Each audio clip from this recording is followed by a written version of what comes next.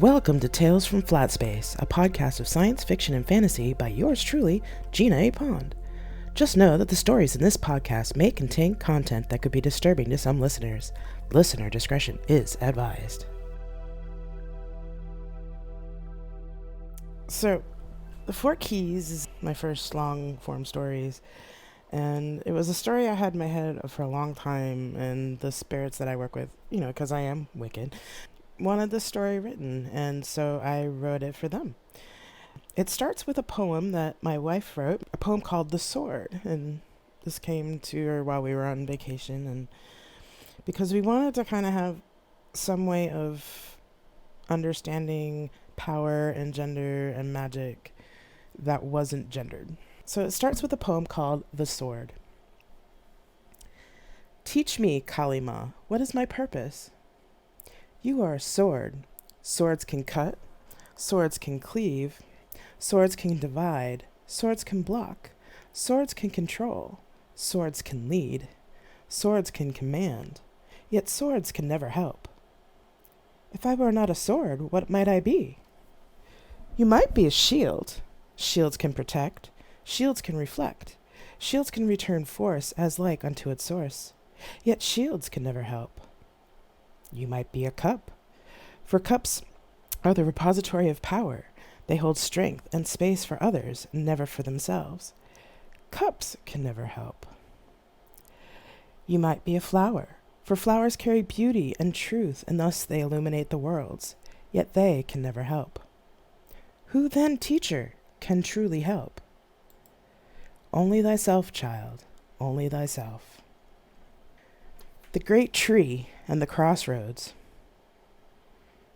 The four gods sat on the stones near the crossroads. It was intimidating. I mean, it's not every day when the deities you work with decide that they want to tell you their stories. But here they were, and here I was. I answered their call to come here, but it still felt strange to think they wanted me to do this. I took my place on the fifth stone at the crossroads and said, "So, who wants to go first?" They all laughed. "Oh no," Hecate said. "It's not going to be that simple. We won't just hand you our stories like a piece of bread. You didn't think we'd call you here just to do an interview." I looked around at them. They were staring at me in a way that a teacher does when they know that the student already knows the answer. No, I suppose not." Hecate smiled. "Good girl. So, you need to tell people about the crossroads first." "Why?" "We all have choices to make, although Jesus has had more experience of choice than the rest of us." Jesus laughed a bit from his side of the circle. "But regardless, all of you, and all of us, always come to the crossroads first. The soul always has a choice." "But where do I start?" "Start at the crossroads and work your way out," she said. "All right." She handed me a large bag. "Take this with you. It will have all you need to help you on your journey." "Thank you," I said as I took it, stood up, and went back to the crossroads proper. The roads that come into the crossroads are large and wide. In the center is a large tree. Many people call this the Tree of Life, but really it has many names. All I know is that it connects this world with all the other worlds that exist. Approaching the tree, I heard cawing coming from its branches. I looked up. The canopy was massive with dark green leaves, and the trunk looked like tangled roots. Up close, I could see that it was really a bunch of different types of tree trunks all twisted together. There were massive roots at the bottom of the tree, and some parts of the bottom of the tree looked like cave openings. Every time I came here, this tree filled me with awe. Sometimes I like to just sit in its roots and feel the life from it. But today is different. It's my starting point. I heard cawing again and a rustling of leaves from above. The cawing became chatter, and I could feel that the crows in the tree were as curious about me as I was about them. "Well, hello, friends. You might as well come down here and talk to me instead of gossiping about me way up there." A cawing laughter erupted from the canopy. Well said, we will come." I took a seat on one of the roots, and 3 large crows emerged from the canopy, alighting on a root across from me. They tilted their heads sideways to get a better look at me, as if trying to see into my heart. "Oh, said the first crow. "We hear you have come to write the stories of the crossroads. How wonderful! What have you written? Do you have a pen? I like pens." The second crow let out a loud caw. "You can't have her pen till she's done with it. Humans use those things to write. How can she write if you have her pen?" The first crow dipped its head as if pouting. "Oh, but it's so shiny." I looked down at my hands and realized I had taken out a paper and pen without thinking about it. "Well, I can't give you this one since I'm going to use it, but I can look in my bag and see if I have another." At this, the first crow cheered up again, so I opened the bag and stuck my hand in. The bag held all sorts of writing implements, notebooks, pens, quills and ink, fountain pens, pencils, loose paper, tablets, and even a laptop. I gave silent thanks to the gods for their generosity. I pulled out a pen that was similar to the one I had in my hands, stood, and put it on the root next to the first crow. He cawed with excitement, took the pen in its beak, and flew back up to the canopy. The second crow laughed. "You'll have to forgive him. He's young and easily amused." "That's all right. The pen makes him happy, so I don't mind giving it to him." We heard a great deal of cawing from high up in the branches, and I smiled. No doubt the young crow was already bragging about the nice woman who gave him a shiny pen. The other two crows looked at me again, so I asked, "Would either of you like something? I have a lot of things in this bag." "Oh, no, we're not that young," said the second crow. The third crow let out a derisive caw. "You're the one who called us down here. What do you want?" "Well, can you tell me about the crossroads and this tree?" Both crows tilted their heads and said, "The tree has always been here." The second crow said, "So have the crossroads." The third crow cawed, wrong question, silly human." The first crow dropped out of the upper branches and landed beside my feet. "Stingy! I will tell her our story. She gave me a shiny, so I will give her a story." "Oh, sure, coddle the human just so you can get more shinies," said the third crow. The first crow tilted his head. "That's not true. She gave me a shiny even when I didn't ask. So I will give her stories. I like her." The second crow laughed. "Well, human, looks like our youngster here has claimed you. I hope he guides you well." And with a caw, he flew back up into the canopy. The third crow cocked his head, gave one last look at the crow at my feet, and flew off as well. "So, do you have a name?" I asked. "Crow." "Don't you have your own name? I mean, there's more than one of you." "No, we are all Crow." He cocked his head and looked at me quizzically. I shrugged. He opened his beak, fluffed his wings, and hopped around a little. "Crow, crow, we are all crow. Shiny head, shiny wings, shiny nest with shiny things," the blackbird sang. I clapped my hands and laughed. No matter what world they are in, crows do like to show off. Crow hopped around a little more, then, as suddenly as he started chanting, he stopped, folded in his wings, and turning an eye back on me. "So," Crow says, "you wish to know how the tree came to be and how the roads came to the tree? It's an old story, you know. Older than me, older than you. Some say even older than the gods." "Really?" "Oh, yes. But the crows know the story. We don't tell humans very often. Not sure why. Maybe the elders can say." I thought for a second. Well, maybe it's because there aren't many humans that actually ask or give shinies for the telling. Crow cawed, Yes, yes. So now I will tell you." I pulled out my pen and opened my notebook. How the great tree came to be. Crow began to speak. "Long, long ago, when everything began, it was very dark, darker than my wings. So dark you couldn't even see any shinies because there weren't even any shinies to be had. I would have been very sad without shinies. Anyway, all the things were dark. All the possible things that could be were just waiting in the dark. One day, there came a light, and all the things wondered what it could be. Was it something to eat? Was it something to love? Or was it something to fear? All the things were very comfortable in the dark, you see, because it was nice, like a nest. But the light started to get bigger, and a voice came through the light saying, 'Come out, my children, I have many things for you to do.' But the things were comfortable and didn't want to come out. So the being in the light gave a long cry, and suddenly the light was everywhere. All the things could see that they were different people and plants and water and trees, and all the things were annoyed because now they had light all the time. Some things got sick after a while, too, because of so much light and no darkness.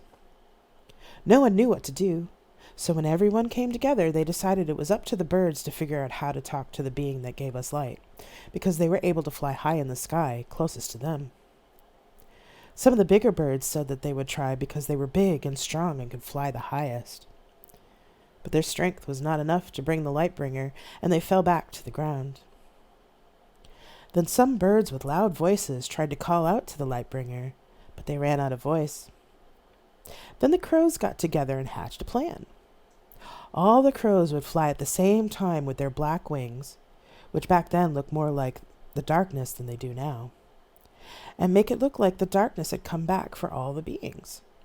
They convinced the other animals to cry out underneath them, as if they were happy that the darkness had come back. Everyone thought it was a good plan, and so all the crows flew high in the sky, blocking out the light for those below. And the others didn't have to pretend to be happy. The darkness felt much better after all that never-ending light. The crows flew, and finally the being that gave us light came back to see what was going on. One of us, the eldest crow, spoke to it. "The other beings wanted the darkness back because you let it be light all the time. You left us to get sick." The eldest crow told some of the other crows to move, and the being could see the sick trees and the parched land and animals. It said, "Oh, my children, I am so sorry for neglecting you so. I did not realize that you needed to spend time in darkness in order to refresh yourselves. I will fix this." Again, the being that gave us light gave a cry, and out of their fingers came the sun and the moon which they set in the sky. The light bringer set the earth and moon to spin around so that the sun did not stay still in the sky. That was the first sunrise and first moonrise, and all the things in the world were happy. The crows were quite pleased with themselves. They would tell the story of how they saved the world over and over to anyone who would listen. After a while, though, many of the other beings got tired of hearing them speak, especially the trees. Crows spent a good deal of time in trees. We ate plants then, not everything like we do now. The trees got tired of us using them like a restaurant. So the elder tree called out to the being who gave us light again. She called and called and called, and finally the being came. It said, "Elder tree, what is wrong? Why do you keep calling for me?" "Being who gave us light, you need to do something about these crows. They keep eating all my leaves and continuously tell their stupid story about how they saved us all." "Ah," the being said, "I understand how that could be annoying, but they did save you all." The elder tree shook her branches. "I don't care. They're annoying to me and I want them gone." The being who gave us light then made their first judgment among all the things. "Very well, here is what I will do. First, I will take the crow's ability to speak in the mortal world away, so that any time they feel like they have something important to say, they will only caw instead. Then I will make them want to eat everything so that they don't eat all of your leaves. And last, I will make them seek out shiny things so that they won't stay in tree branches all the time." And as the being spoke the words, it all became true. The elder crow was quite mad about this, and cawed at the being really loudly. The elder tree thought she had won, but the being raised its hand. Elder crow fell silent. "Second, elder tree, since you seem to forget the good deed that the crows did for you and all beings, I will put you in a place between this world and my world, for there will soon be more beings who will need a place to travel to after their mortal lives end. You will hold the boundaries between this world and the other world. New worlds will come from your roots as time passes, and I will send the eldest crow and his family to live with you there, where they will still be able to talk. You will give shelter and food to all who come under your branches, and you will give homes to the crows who will live with you." And so it was that the great elder tree and the elder crows came to live between the worlds, and that is why I can tell you this story here. "So the great tree came first?" I asked, writing the last of what Crow said. "Oh, yes. She does get annoyed with us from time to time, but she remembers what the being told her long ago." "So the being that gave us light created this place between the worlds, then?" "Yes. But what about the crossroads?" Crow cocked his head and then looked past where I was sitting. There was a rustling of cloth, and a woman's voice said, "I think I can tell you this one. It is, after all, my story." I turned and saw Hecate. I welcomed her, and she found a comfortable root to sit on. Crow seemed to be a little wary of her, and decided to sit next to me. Adjusting her robes as she sat, she said, "Ah, I take it that Crow has told you how the tree came to be?" I nodded. "Good. Well, let us begin." The building of the crossroads. Hecate speaks. "I am older than many of the gods in your world. Your writers and historians say I was part of the Olympians and the Titans, but I'm actually much older. Those of us who are in charge of the underworlds and the worlds between are usually far older than humans assume, because time moves differently here. Do you not love this tree? She is a great old tree, and if you listen to her, she will tell you many stories about this world and your world. This tree is one of my oldest friends." "Ah, forgive an old woman her rambling. I came to tell you about how the crossroads came to be, and I should be getting on with that, should I not? As I said, time moves differently here, so I may seem to be slow sometimes. You humans have such short and fast lives, it's hard to remember that you just don't have the time. So after the great tree came into being, but before you humans had names for me, the world was still in flux, both in the mundane world, as you call it, and in this place. It was a time where this world between was just forming, so the directions weren't even acknowledged, nor were the elements. So it was that I traveled the realms. I watched as your most ancient ancestors started to speak to one another and travel to different lands. It was during this time when the first spirit workers started coming to this place and started to give it form. First was the prairie, for that is where your ancestors came from, the grass-swept plains and deserts. It is very much as you see it now, vast and wide and empty. Some would find the great tree and talk to her, and then they would show their students the way to the great tree, which created the first paths here. I was fascinated by these paths because I had never seen a path or a road before. As the number of humans increased, the paths became wider. I started spending more time here to meet those who came. Some were spirit workers traveling the old paths, but as more of you came along, there were those who were of the dead who had somehow made their way to this place instead of moving on. They would find themselves at the tree, or however they saw it, since by then the stories of the great tree had either been forgotten or changed, lost and confused. I felt called to help these lost souls. I began to greet them when they came to the tree and to help them move on. But not all of the lost made it to the tree. They wandered the plains, moving neither forward nor back. But once the human population came to a point where roads were possible and people started calling on the elements of earth, air, fire, and water, it seemed that something new was needed. I consulted with the great tree, and we devised a plan. The eldest tree agreed to be the center, and from her I gathered all the stray paths and created the great roads you see now. One road came from the north, which is the first direction that people moved to after the ice receded. The second direction people moved to was south. These directions became the directions of utility and necessity. The third direction was east, where people traveled to find out where the sun came from in the mornings. The last direction was west, and not many became curious about where the sun went at night until much later. These two directions became the directions of death and rebirth. And so the roads came together here at the great tree. For a time when people came, they could follow the roads from anywhere and eventually make it here to the great tree, where I could lead them to the next world. When I came here, I would light my torch so that the lost souls would know someone was waiting for them. But some of them, strangely enough, did not want to move on. Some of them were content to stay here in this existence. Sometimes it would be because they would want to teach the spirit workers who traveled here, but sometimes they would just be content to live in this world. This is how the 4 great cities came to be. Each city has its own teachings, and the spirits go to where they are called to be. The West, however, has both a city and a gateway. It is where I lead those who wish to move on. It is where I send spirit workers to learn about their own death. I wasn't the only one to come and care for the souls who came to the crossroads. There are several of us who care for the souls that come here. We have been given many names, and we all get mistaken for each other. But for you to know me as Hecate is fine. Oh, and the great tree loves the crossroads. She loves it when beings come to her. She took her chastisement to heart, and now all who come to her will find shelter in her roots and branches. Crow and I sat for a long time before we realized that Hecate had finished speaking. Time seemed to stretch as she spoke, and the story captivated both of us. Hecate smiled and stood up. Well, friends, I suppose now that you know how the crossroads came to be, it is time for you to go and see the cities. Yes, yes, said Crow, as he jumped around. I want to see the cities. I bet there will be shinies there. I'm sure there will be, and much wisdom, too. She looked at me as she said this, then reached into her robes and pulled out a set of keys. They were long, old-fashioned keys, with a round head and a cut square of metal at each end. Each key was a different color, yellow, red, blue, and black. The metal sparkled like jewels. These keys would lead you to each city and allow you to pass through their gates. This also shows the denizens of each city that you are under my and my siblings' protection, since, like all cities made up of many beings, it is not always safe.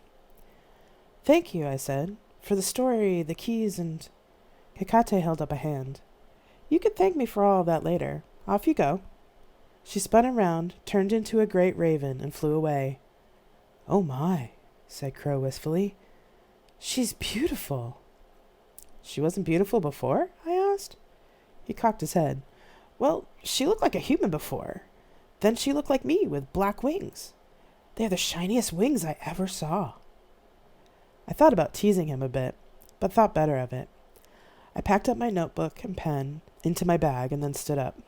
Which direction do we go in first, I thought. I looked at the keys in my hand, and the black key started to pull me to the north. Well, little friend, it looks like we're going to the north first. The crow cawed and flew to sit on my shoulder. I turned to the north road and started walking. The northern city. The path from the tree was smooth and even as Crow and I walked along. I began to think that maybe this journey wouldn't be so hard after all. Crow would leap from my shoulder now and again to fly ahead, then come back. When he came back, I'd asked if he'd seen the city, and he would say no. When I got tired, I took us off the path to rest. The grass was green, springy, and comfortable to sit on, so I laid down. Crow hopped on top of me. What are you doing? I asked. I will protect you while you sleep, he cawed. All right, thank you, Crow. He cocked his head at me, giving a series of caws that sounded like laughter. I smiled. I took the keys in my hand and looked at the black key. It was almost as black as Crow's feathers, but it had a peculiar sheen that didn't look anything else I had ever seen. What was I to do with this? We hadn't made it to the city yet, which seemed odd, given that time and distance didn't work like the mundane world here. I took the black key off the chain and put the rest of them in my pocket. There must be a trick to this, I thought. Crow fluffed his feathers over his feet, bringing his wings to settle himself down. His head began to droop as he nodded off. He made me smile. Crows were adorable when they slept. I looked at the key in my hand again, sighed, and spread out my hands on the ground beneath me. I wish I knew how to find the northern city, I thought, and closed my eyes. Suddenly, the ground beneath us began to suck us in.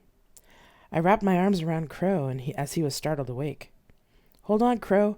I think we just found the entrance to the northern city. He let out a frightened caw as we sank into the earth.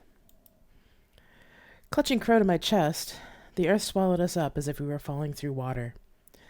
I thought, as we kept sinking, that there had to be something protecting us, and I had to trust that the denizens of the northern city wouldn't want their guests, or future residents, to feel unwelcome in or terrified of their city. I breathed out and tried to keep calm. Crow, however, wasn't doing well. Are you okay, Crow? No, he said, laying as flat as a crow could against my chest. Don't worry, Crow. I've got you. I'm sure the people of the north are making sure that we can get there safely. Crow twitched his head back and forth, fretting. I'm afraid. No sky. Not right. I petted Crow's head as we sank deeper. It's okay, little friend. I don't think we'll be away from the sky too long. There may even be some places for you to fly if they have caves and such. I looked into his eye, which I could barely see. He was still afraid, but he also snuggled closer and flatter against my chest. I prayed that we didn't have to move through the earth much longer. After sinking for what seemed like hours, the earth around us opened up into a large cave. Suddenly we were falling. I let go of Crow so that he could fly into the cave. I hoped that Crow had enough room. He disappeared into the darkness. I couldn't see much except for a faint light below me. I started to panic. What if I fell on a rock? I could break all my bones. It was hard to trust in the wisdom of the gods who had sent me on this path when you're not sure if you're going to die or not. Below me I heard a loud caw, and my descent slowed considerably. I landed on a pile of old leaves and moss. I stayed still for a moment to assure myself that I wasn't falling anymore, then took a few deep breaths. Crow came and sat on my chest, gently poking my shoulder with his beak. "Come on," he said. "They're waiting for you." He jumped off as I sat up. I could finally see everything around me. There was a muted light all around from torches and lamps. The pile of leaves where I was sitting was in a hollow in front of a temple carved into the rock face. There were hollowed-out stalagmites and stalactites that made gentle chiming sounds. Carved channels of water led from the temple into wells below, over a ledge. It was fairly quiet except for the chiming, but I could hear the faint hum of voices nearby. "Aha, so it is true that the queen sent you to us." I turned my head toward the voice and saw a man about 2 feet tall, with a crown of gold roots, silver mushrooms, and precious gems. I knew from what I had read in the mundane world that this was Gob, king of the gnomes. I scrambled out of the pile of leaves, moved towards the king and the other gnomes waiting, and kneeled before him. "Thank you, King Gob, for allowing me to enter your kingdom." "Oh-ho, so you know who I am. Smart girl.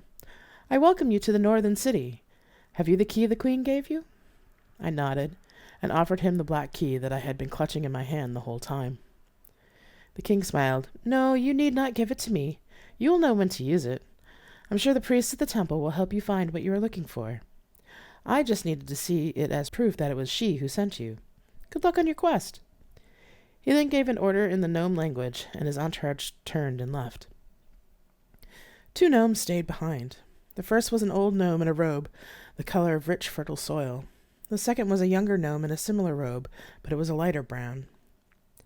The older gnome had a gold chain around their neck, with a large gold alchemical symbol for earth, a downward-pointing triangle with a line through it. I blinked, surprised, and the older gnome laughed. "Surprised that we'd use one of the mortal symbols?" I said. Yes, actually. I thought you'd have some ancient gnome symbology." The gnome laughed again. "Where do you think the mortals got it from?" I opened my mouth once, closed it, and after seeing the mirth in the older gnome's face, I began to laugh myself. Crow cawed in laughter too, and I finally saw that he was sitting on the old gnome's shoulder. "Crow, are you okay?" He cocked his head. "Oh, yes. This old lady gnome and the other one kept you from crashing bad. They told me there is plenty of room for me to fly and things to look at while you talk to them. Not right that there's no sky, though." "Well, I suppose for you no sky is definitely a bad thing, being a bird and all." Crow caught another laugh. "Since your crow here has spilled the beans somewhat, I suppose that we should do all the introductions. I am Glyn, the high priest of the gnomes, and this is my student Hob." The older gnome gestured toward the younger. "Hob will be going with you through the caves, as he is now ready for this initiation. You have the key of the queen, so this allows you to enter the caves for your own initiation. Fortunately, your crow friend can't come with you, as I fear it would be hard on him to go that deep into the earth. But he can come and go through the city as he pleases, or stay with me as I watch the caves for your return." "But he has been with me through all this journey so far." I felt a bit of panic, as I hadn't truly been alone since the beginning. "Some things you have to experience on your own. Being a priest, you should know that already." "A priest? No, I mean, I'm just a writer." The old gnome laughed. "Oh, come now. You have always been more than just a writer. You wouldn't have made it this far if your spirit wasn't strong and you had the skills to cope with being initiated." "Not a priest." "Ha! You don't think you're a priest now. I suppose you need the initiation as much as Hob here." Hob blushed. "Just a gnome. Just a writer. Ha!" I took a deep breath. So did Hob. It was true what the old gnome said. I knew it in my heart, but... "Will you be okay staying out here, Crow?" I asked, to avoid arguing with Glyn. Crow bobbed his head a few times. "I will miss you when you are gone, but it is as the lady gnome said. It would hurt me to go further down in the earth." He flew from the old gnome's shoulder and landed on mine. I gave him some scritches on his head. Don't worry, my friend, I will find you when you come back. Promise to come back? He asked. I promise. Crow Cod poked my shoulder, then flew into the city proper. So, my young friend, are you ready? Yes, I replied, with trepidation. Glynn and Hob turned towards the temple opening, and I followed them. As we crossed the threshold, there was a sense of weight to the air, and the rest of the cave seemed to melt away. Doubts about the journey and myself started to bubble up in my mind. Why was I here? I must be crazy to agree with this. Do I really deserve this? What if I make a mistake? My mind was running in circles. Then we came to the great hall. The passageway led to a massive hall that was carved directly into the stone of the caves. There were statues of gnomes around the edge. Some were kings, some were dressed as Glynn, and all the statues had precious jewels encrusted in the stone. In the center of the room was a large octagonal altar with jet, citrine, carnelian, and jade. In the center of the altar was a depression where a small silver bowl lay, lit with a flame. It was so beautiful it made me stop and stare. I was brought back to the present with a small laugh from Glynn. Sorry, it was just so beautiful, and... I said. No need to apologize. The Great Hall can be overwhelming the first time you see it. Hob here spent his first few days as a novice coming in each day to admire the artwork. Hob grimaced and blushed again. I gave him a sympathetic smile. And while I'd love to indulge you in exploring the hall, we do have to be getting on. I nodded and followed the two gnomes through a door on one side of the hall. We emerged into a smaller room where some other priests were waiting with robes and other equipment. There were 2 sets, and they were gnome-sized, not human-sized. Hob set to dressing, but I was unsure what to do. Yes, asked Glynn. My robe is gnome-sized, and I'm not, I said sheepishly. Glynn laughed. Forgive me my forgetfulness. Do you still have your key? I nodded. Ah, good.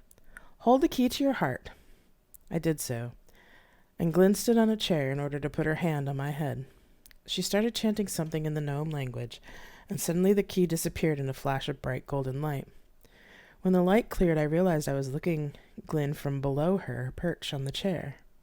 My body felt different too, stockier and shorter, and a bit more muscular. Glynn nodded approvingly. This should last through your trip into the caves. I nodded, then changed into the robes. They were white with a white rope to tie at the waist. There was also a canteen filled with water that I was able to sling across my chest. Hob, who had already changed, was drinking a cup of some sort of liquid. One of the other priests handed me an identical cup. You'll be going down quite a way into the earth itself, and this potion will help you survive it. Just breathe, Glynn explained. I took a drink. It smelled and tasted of earth, mushrooms, and stone. I drank it down and started to feel different. Come then, to the caves, Glynn said, and led us through another door. There were other priests there chanting in the gnome tongue in front of a dark cave mouth. Hob was in front of me, swaying slightly, as we walked through the middle of the other priests. It seemed to take no time, and a long time, to get to the cave entrance. A priest held me back briefly while Glynn took Hob to the mouth of the cave. She said something to him, and then he walked forward into the darkness. Glynn then motioned me forward. I stepped carefully forward as I was unsteady on my feet. Glynn took my face in her hands. You are stronger than you know. You must go in alone and endure, but we will be here when you come back. Remember your promise to Crow. I nodded. The old woman nodded back and gently pushed me into the cave mouth. Darkness. My eyes were open, but I saw nothing but blackness. I could feel the floor and the walls, and was unable to see anything around me. There was also silence, complete silence. I turned in a circle, but couldn't see the cave entrance anymore. The absence of light and sound was disturbing. I'd never been in such darkness. It felt stifling. I remembered what the elder priest had told me and took a deep breath. I took a moment to just breathe in and out. All I could hear was my breath and my heartbeat. After some time, or maybe it was the full effect of the potion, I started to hear faint sounds of chimes and water in the distance. My eyes adjusted fully to the darkness finally, and I could see a faint phosphor outlines of the cave path. It was enough to ease the sense of closeness, but not enough to see completely. I took one more deep breath and then continued walking. I wondered why I couldn't hear Hob ahead of me, but I also didn't know how long it had been since we had entered the caves. I continued to walk as the path started to slope downwards. After what seemed like an immeasurable distance, the water noises became louder, mostly drips like rain. I could smell the water, too. Not the fresh smell of rain, but the smell of minerals. I took a few more steps, and when I reached my hands out to the side, I could feel nothing. Instead of rock, there was now sand beneath my feet. The feeling of the cave became bigger, and I could hear the dripping more clearly. I walked further in, and suddenly my feet touched water. As soon as my feet touched the water, a blue flame erupted before me. I put my hands up to shield my eyes from the brightness. I blinked as my eyes watered, and when they finally adjusted, the flame had turned into a fairy with blue flames for wings. By the creature's light, I could see that I was on a beach of an underground lake, and that the path from above ended here. You do not smell of gnome, yet you look like one. What are you? I'm a human, but I have been sent by Hecate and the priest Glynn to learn the knowledge of the gnomes in the northern city. Oh, so the great queen sent you, did she? Did she also give you payment for me? Knowledge is not free, you know.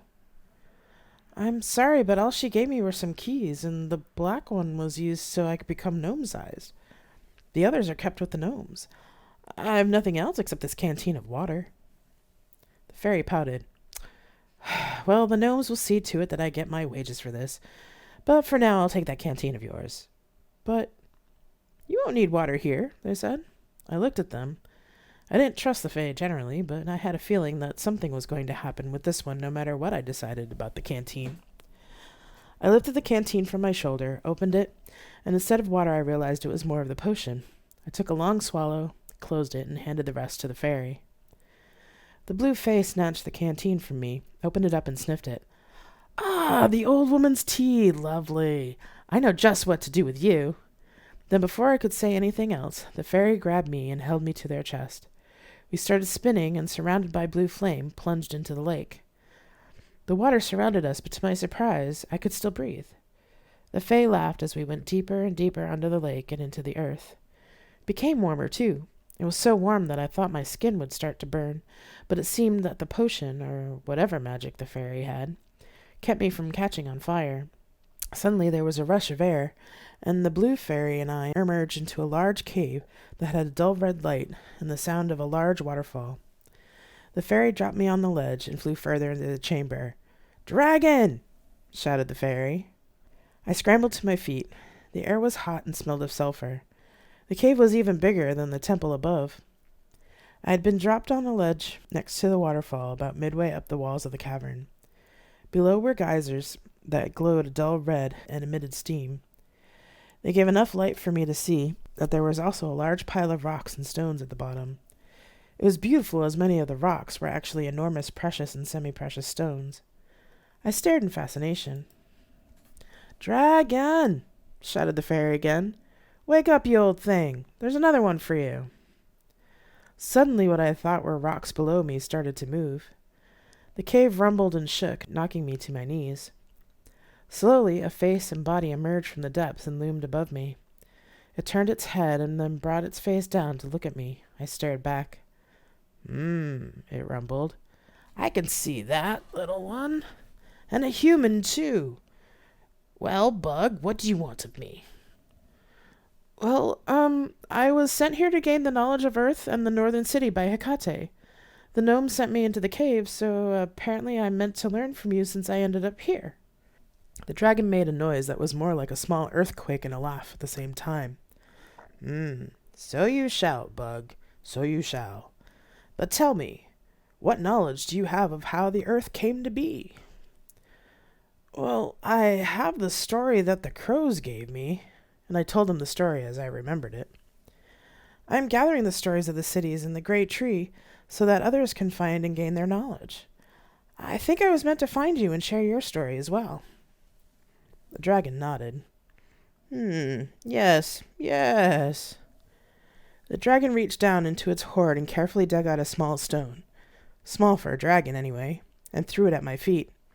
"Here, hold on to this stone while I tell you this story. It will help you remember it later when you go to write it down." I picked up the baseball-sized stone and realized it was a huge diamond. It reflected the dull red light around me. Now, look into the stone. I concentrated on the stone, and instead of the cave, I was seeing everything the dragon was telling me. Your crows have short memories, but stones have much longer and deeper memories. We record in them all that has been and all that will be. Time is not linear except for you mortals, so I will do my best to teach you. So, in the beginning, the one who brought light, who created us, gave us short memories just like you. There were many of us dragons then. We roamed the surface of the earth as you do now. But we were driven into hiding when the meteors came. Soon there were only a few of us that lived near the center of the earth. The one who brought light took pity on us, saying, "Oh, my beautiful dragons, I did not know that those rocks would harm you so. There are things that even I can't control. Will you ever forgive me?" We did, because how could we stay angry with the one who created us? But we did want one thing, since just counting our hoard day after day was becoming boring. We wanted a purpose. The one who brought light agreed. You will be the lore keepers of the earth. You will store all the knowledge of the universe, and share the knowledge to those who come to you for it.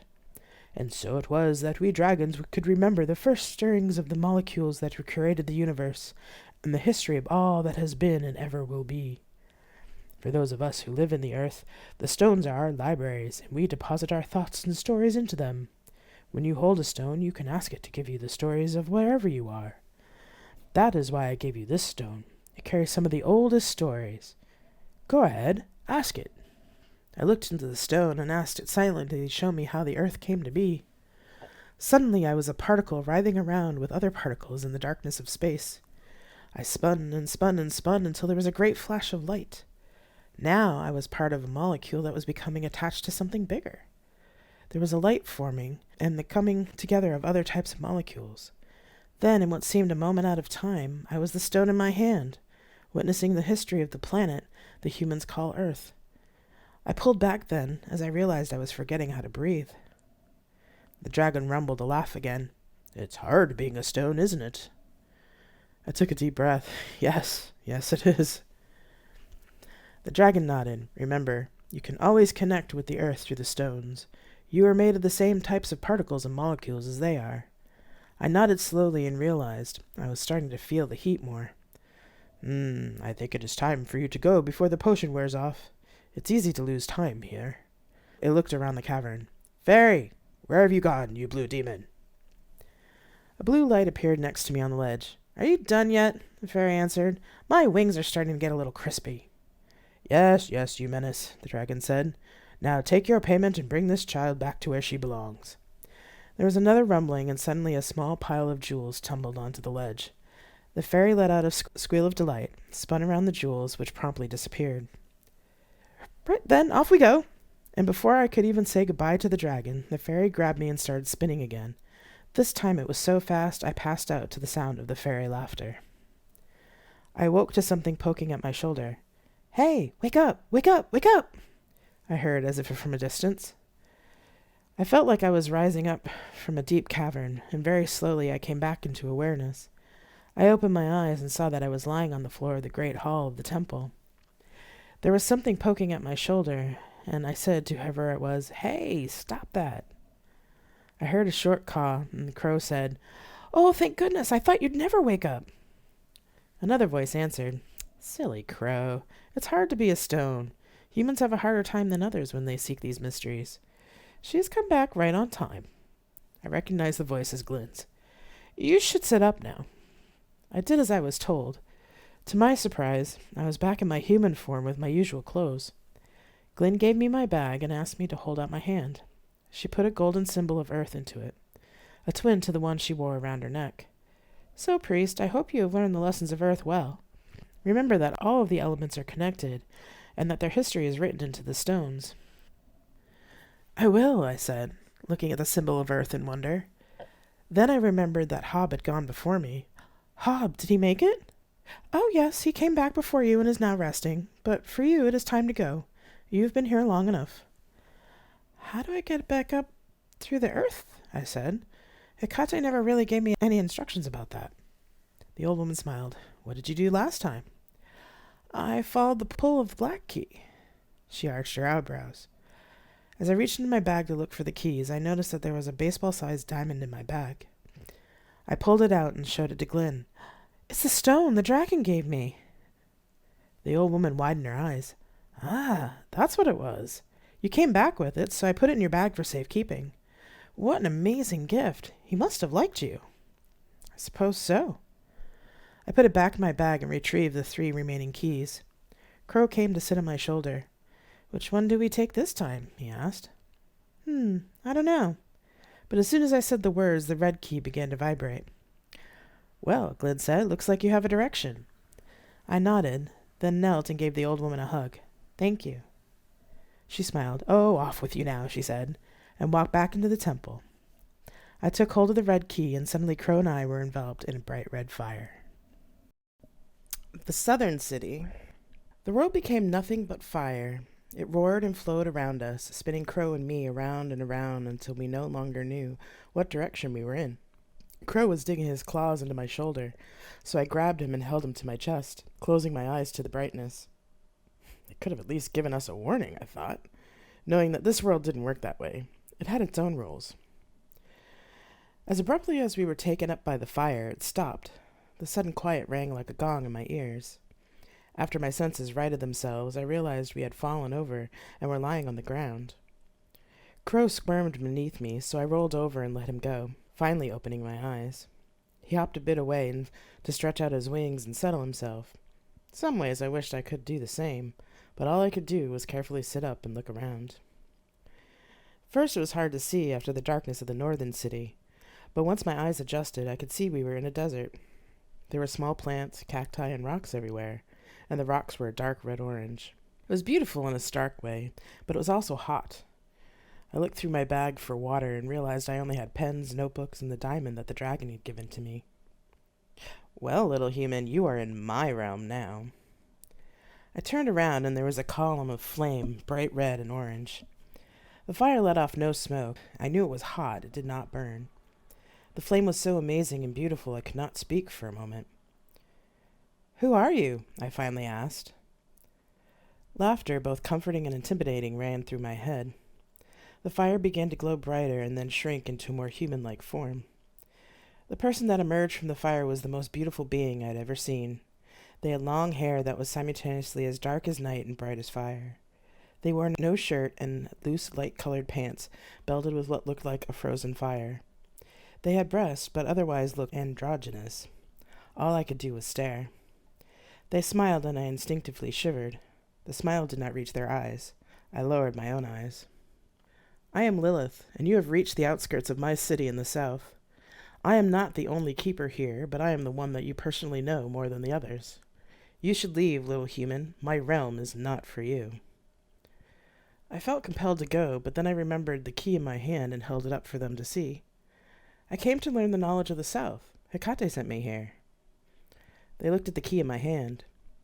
"So she has." I felt something running up my leg to my arm. It was a bright red salamander. I was so surprised that I nearly dropped the key, but the little creature was quick. It grabbed the key in its mouth, hopped down, and scurried to its master. "She has also paid your forfeit, I see. Well then, little human, come with me. Your crow can come too, but tell him to be quiet." They began walking further into the desert. "Well, Crow, you heard them." Crow looked at me with concern, but hopped up on my shoulder. He gave me a light jab with his beak. "They scare me," he said in a whisper. I reached up and gave him a pet as we followed Lilith. Honestly, Crow, they scared me too. We followed Lilith for a very long time. Where they walked the desert floor with ease, the heat and uneven ground started to exhaust me. I slowed, occasionally stumbling on a rock or a bit of bone. Even Crow started to droop, especially given his black feathers. He would fly around a little, but mostly stayed close to me. After a while, I fell to my knees. I had to rest. "Can you not keep up, human?" said Lilith, who was now standing before me. "I need to rest," I replied. Pathetic. Weak. They shook their head and continued on. "I am not," I defiantly thought. I shook my head to clear it, struggled upright, and followed after Lilith. The crow gave a quiet, pitiful caw and followed me. As I walked, a slow litany began in my head. I am not weak. I am not pathetic. I'm here, aren't I? I came to the crossroads, befriended Crow, talked to Hecate, and survived the initiation of the gnomes. I'm also mortal and live in the human world. It takes a lot to survive there. They can kiss my ass if they think I'm weak. The further I walked, the angrier I got. How dare they?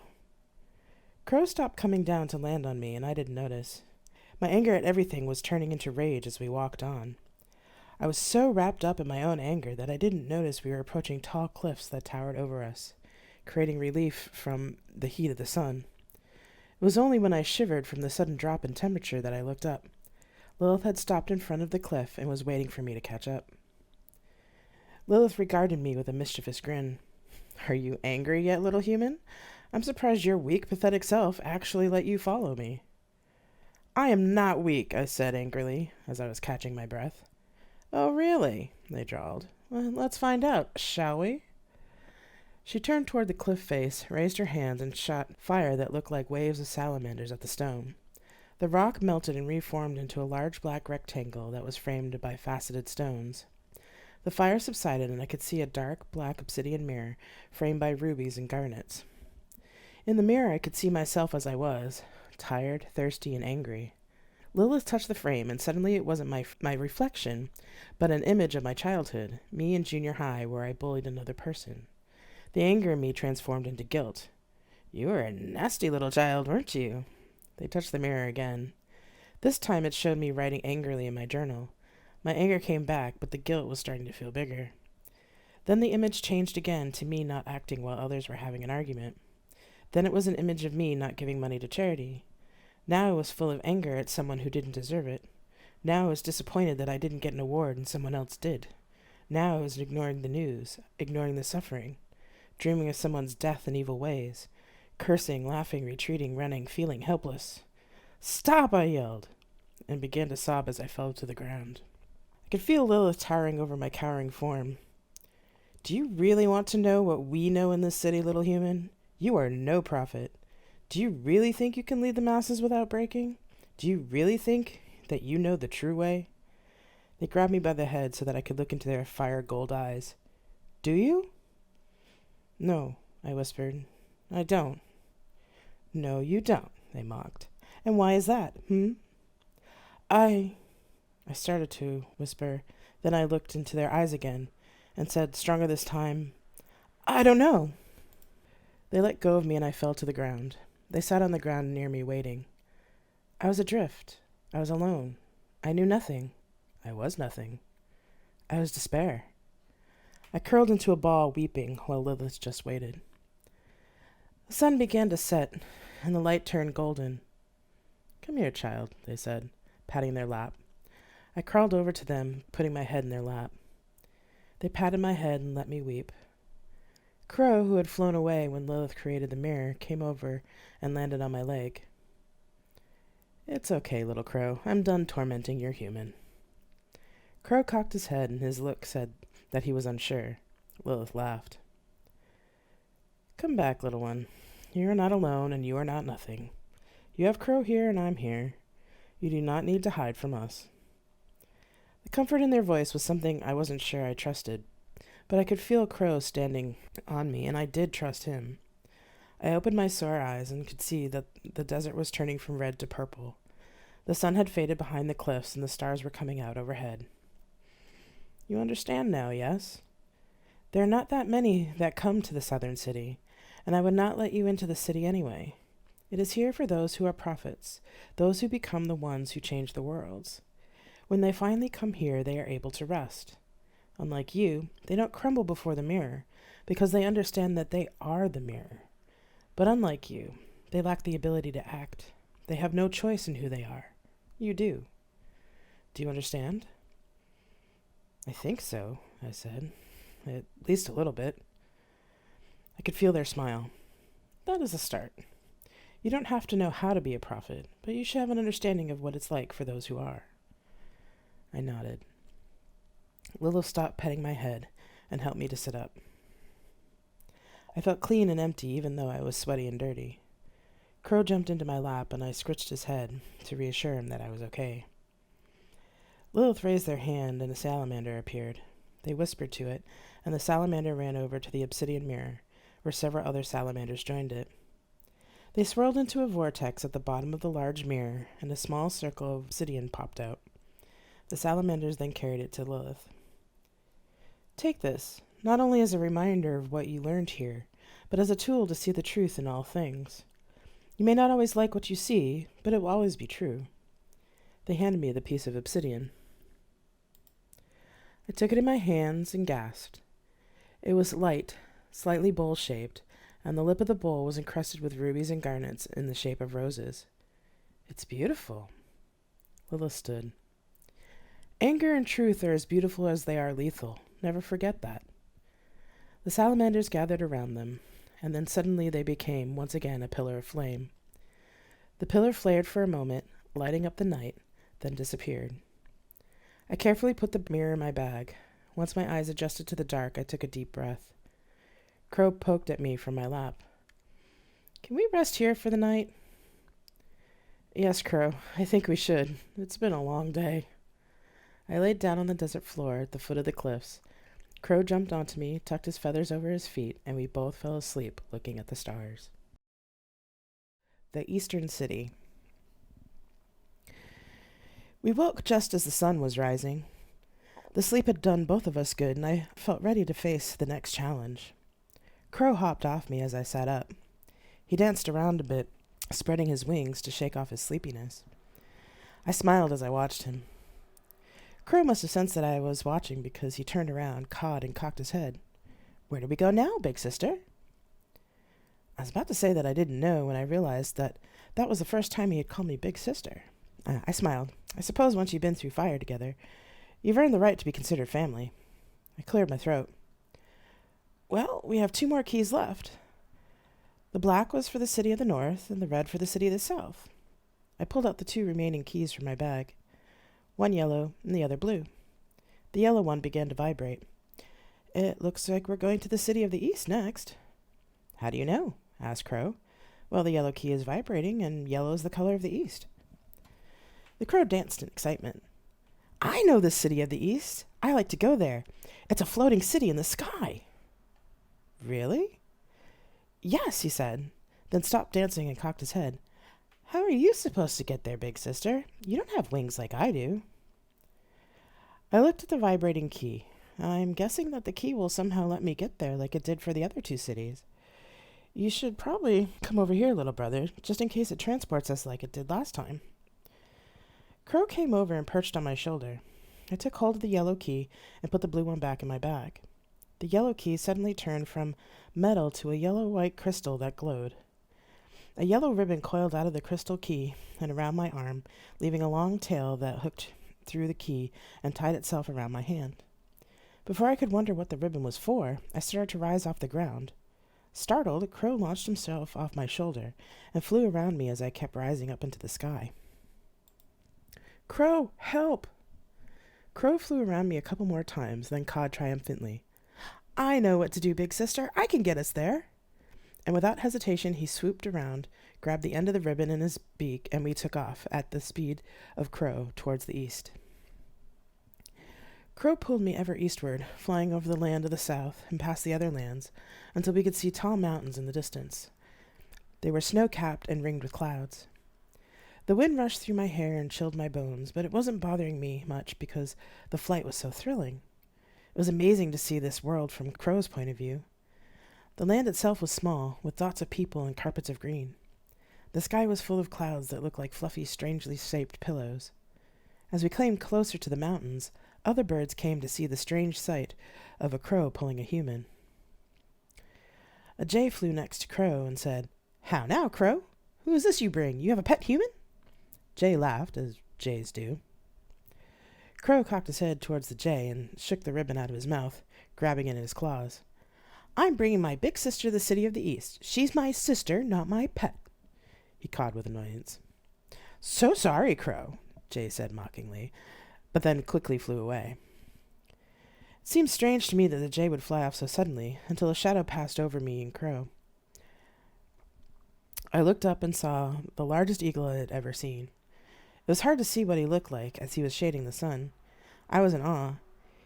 He peeled at us, then flew a bit ahead and said, "Follow me." Crow obeyed. The sun was just setting when we finally came to the tallest of the mountains, ringed with clouds. We dove through the mist and came out to the bright evening sunlight glinting off crystal spires. The city seemed made of glass. We were approaching a ledge carved into the side of the mountain, where a tall figure was waiting for us.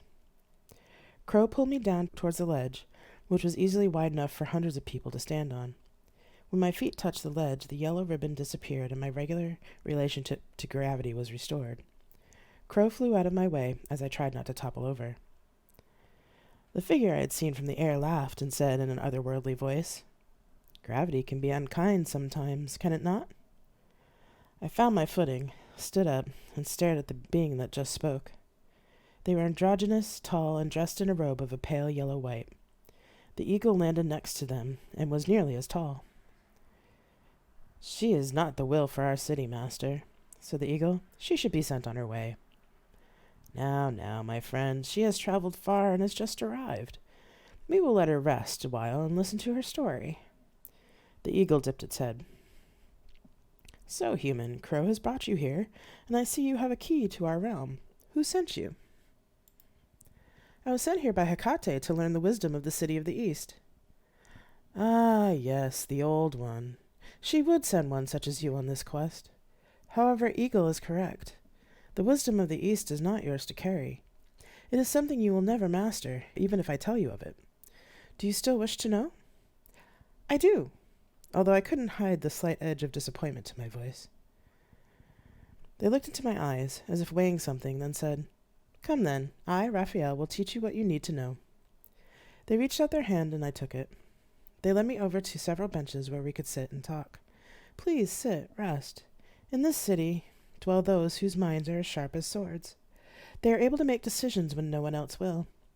They make the decisions that can mean the difference between life and death, or the death of hundreds versus the death of millions. Many are military-minded, like the eagle, but there are also healers and lawmakers and others." They thought for a moment. "You cannot classify them as good or bad, but as those who have the will to lead and command." "But why am I not to carry this knowledge? I've led people and made decisions when no one else would." "Yes, but you have to be pushed into the decisions, and some of those decisions completely devastate you afterwards." I knew Raphael was right, even though I was annoyed at the idea that there was knowledge I couldn't have. They looked at me thoughtfully, touched my hand, and said, "You have enough of the knowledge of air to do what you must, or else you would not be here. It is not a failure that you cannot have full knowledge. Not everyone is good at all things. This is why you have others in your life who can do these things. You complement each other in knowledge, experience, and talent. No knowledge is ever wasted." We sat together for a moment, looking out over the clouds that were below. It was hard to let go of the idea that I should be able to know everything, but Raphael was telling the truth. Just like I couldn't know all about the city of the South and of fire, so too could I not fully understand the city of the East and of air. Even so, I could still use what I know of the East to guide someone here to learn, or bring someone else who has this knowledge to teach them. I could use what I know of air to do what needs doing. They were right. No knowledge is ever wasted. Raphael smiled at me and held out their hand. "Give me the key." I gave it to them, and they held it between their hands. A light glowed, and the key elongated into a small dagger made out of the same yellow-white crystal as the city. They whistled, and a smaller eagle appeared. "Take this to the leather workers and tell them to find a sheath for it," he instructed it, and the eagle took the dagger and flew into the city. Then Raphael turned to me and said, "Now I will give you another gift." They rose, stood in front of me, and put their hands on my head. A soft white light enveloped my body and mind. When the light receded, I was still on the bench that I had been sitting on, but Raphael was gone. In their place was the dagger in a black leather sheath that had faceted crystals on it of the same stone as the dagger. It also had a simple leather belt with it. I held the beautiful work in my hands for a moment, appreciating the craftsmanship, and then I belted it around my waist. It was then that I noticed that I felt more peaceful than I had felt after visiting the other cities. The places that were weighed down with Earth's history or broken open by fire felt less raw. They weren't gone, but the sharpness of the experiences were smoothed over. My eyes teared up. Raphael had given me healing along with knowledge. I looked out over the mountains and smiled. A familiar call sounded above me. Crow came down from out of the sky and landed on the bench in front of me. Did you learn a lot, big sister? I got to fly with the eagles and found food. They are as big as her, but not as pretty. I did, little brother, and I have a new gift, too. I showed Crow the dagger that Raphael had given me. Wow, what a beautiful shiny. That will be a pretty addition to your nest. I laughed. It certainly will.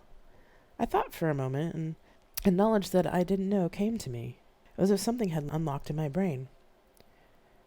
Crow, when we go to the city of the West, there will be a point where you won't be able to come with me. Will you look after all of my shinies while I'm gone? He cocked his head. Why can't I come with you? Because it will be underwater and you'd drown. He danced in place a bit. Oh, okay. I will watch your shinies for you then. Thank you, Crow. I know you'll guard them well. He preened himself a bit and cawed. Proud creature. I dug the blue key out of my bag, which was already vibrating. Are you ready? I asked Crow. He cawed and flew to my shoulder. I reached up and pulled the crow to my chest and held the blue key in my hand. A spiral of water rushed around us and pulled us down as if we were falling down a waterfall. I had no fear. I was ready. You have been listening to Tales from Flat Space. If you want to support me and my writing, there are many ways to do it. Follow me on my Twitch channel, become a patron, share this podcast, or buy my books. All you have to do is go to revginapon.net and click on the relevant links. Thank you very much for listening, and I'll see you next time.